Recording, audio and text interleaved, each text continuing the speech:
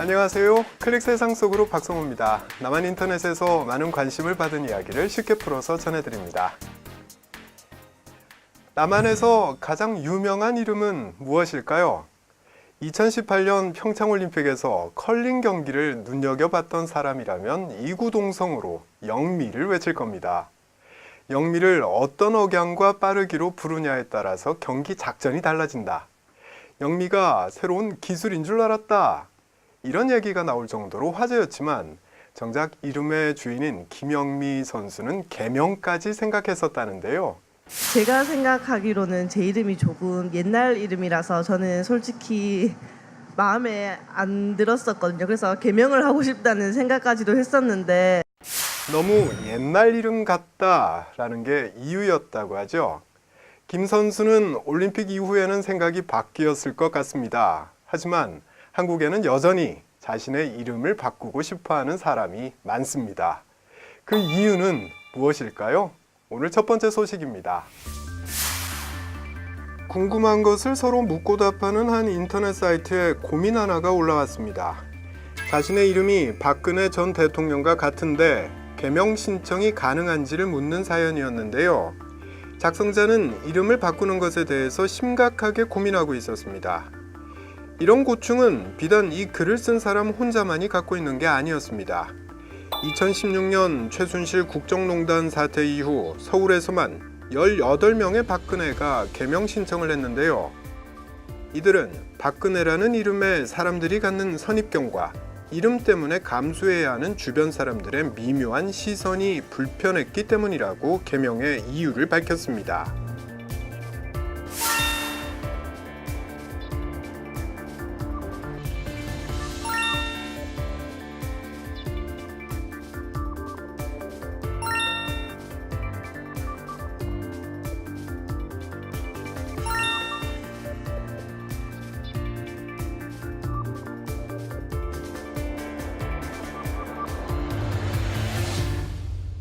대개 이름은 부모나 조부모가 지어주는데요.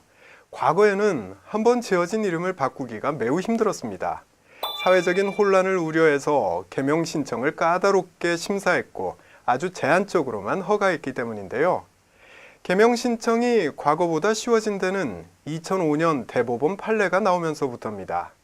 대법원은 개인이 범죄 사실을 고의로 은폐하려는 경우가 아닌 이상 개인의 권리 보장 차원에서 개명을 허가해야 한다고 판단했습니다. 덕분에 개명 절차가 간소화됐고 누구나 이름이 마음에 들지 않으면 어렵지 않게 개명할 수 있게 됐습니다. 때문에 개명 신청자는 급증했고 2005년부터 10년간 약 150만 명이 이름을 바꿨습니다.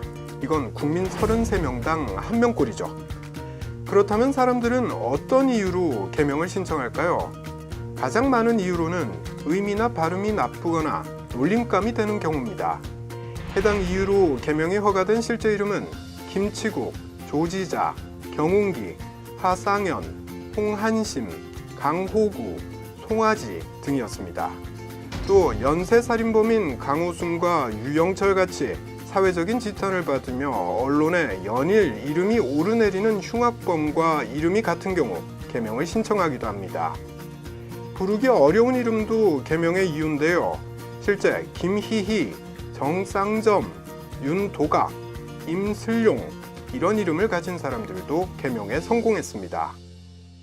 요즘 20, 30대는 취업을 위해서 이름을 바꾸기도 한다고 하는데요. 10명 중에 3명에 달할 정도로 적지가 않습니다.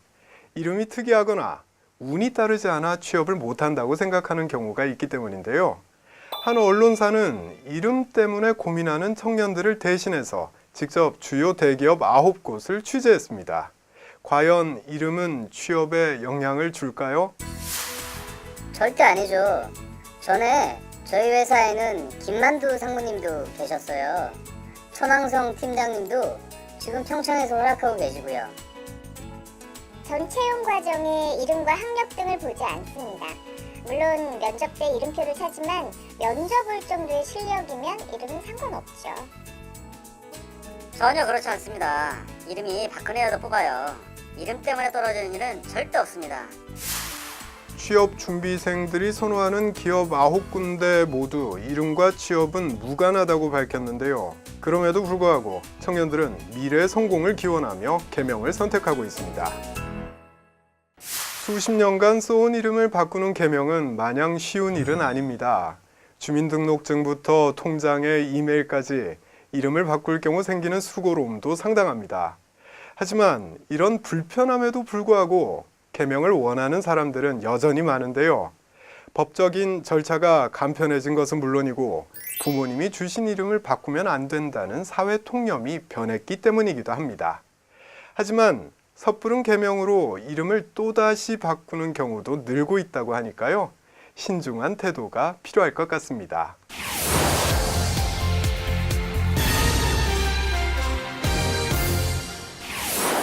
요리사 180여 명이 한식, 양식, 할랄 등 420여 가지 음식을 완벽하게 제공했다. 올림픽 사상 최초로 불만사항은 단 한 건도 없었다. 자, 이건 평창올림픽 선수촌에 음식을 두고 선수단과 해외 언론이 내린 평가인데요. 그런데 다양한 입맛을 지닌 92개 나라 선수들을 만족시키기 위해서 노력을 기울였던 요리사들이 가장 신경을 많이 쓴 음식은 할랄이라고 합니다. 할랄은 허락된 것이라는 의미의 아랍어로 이슬람 율법에서 먹는 것을 허락한 음식을 뜻하는데요. 돼지고기는 아예 사용할 수가 없고 다른 고기들도 이슬람식 도축을 거쳐야 하며 도마나 칼에도 금지 식품이 묻지 않아야 하는 등 까다로운 기준을 따라야 합니다. 무슬림은 전체 선수단의 약 5% 수준에 불과했지만 이들에게 각별한 관심을 보인 이유는 해마다 할랄 음식 시장이 급성장하는 것과 무관하지 않았는데요. 남한 사회에서 관심이 높아지고 있는 할랄 음식에 대해서 짧고 굵게 짚어봅니다. 대한무역투자진흥공사 코트라에 따르면 2020년 할랄 식품의 시장 규모는 2,271조 원에 이를 것으로 예상된다는데요.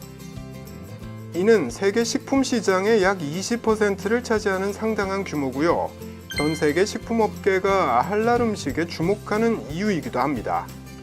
한국 기업도 예외가 아닌데요. 예를 들어 라면으로 유명한 회사인 삼양은 2014년 3월 자사 제품에 대한 할랄 인증을 받았고 무슬림 인구의 60% 이상이 살고 있는 동남아 지역에서 큰 인기를 얻고 있습니다.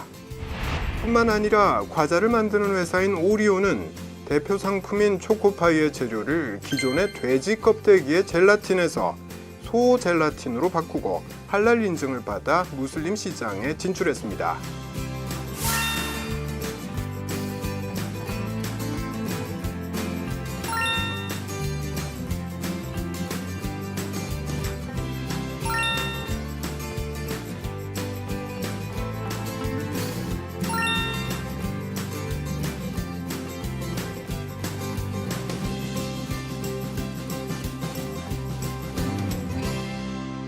한국의 대학 식당가도 할랄 음식을 제공해서 눈길을 끌고 있는데요. 2013년 한양대학교를 시작으로 세종대, 이화여대, 경희대 등도 잇따라 할랄 음식과 조리시설 등을 도입했고요. 서울대학교도 2018년 4월부터 학생 식당에서 할랄 음식을 제공하겠다고 발표했습니다. 하지만 이를 두고 학생들 사이에선 찬반이 나뉘고 있습니다. 우선 찬성 의견입니다.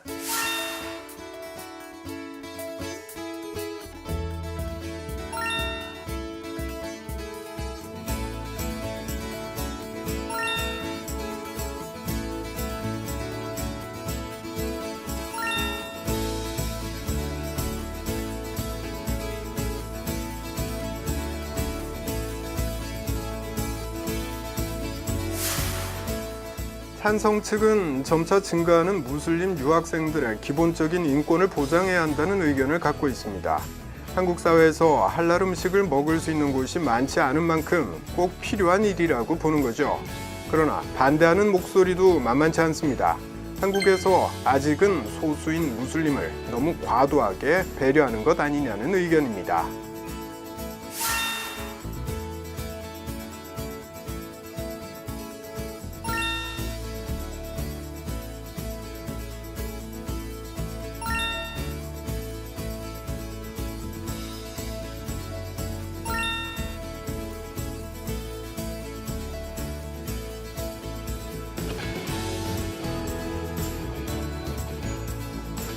특정 종교의 식사법 중에는 코셔라는 것도 있습니다. 코셔는 유대교의 식사법으로 육류 섭취를 아주 세세하게 규정하고 있는데요.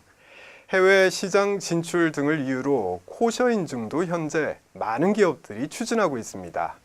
그러나 할랄이나 코셔 모두 돈벌이 대상으로 접근하는 것보다는 그 문화를 이해하는 게 먼저가 아닐까 싶습니다. 지금까지 박성호였습니다. 다음 시간에 다시 뵙겠습니다.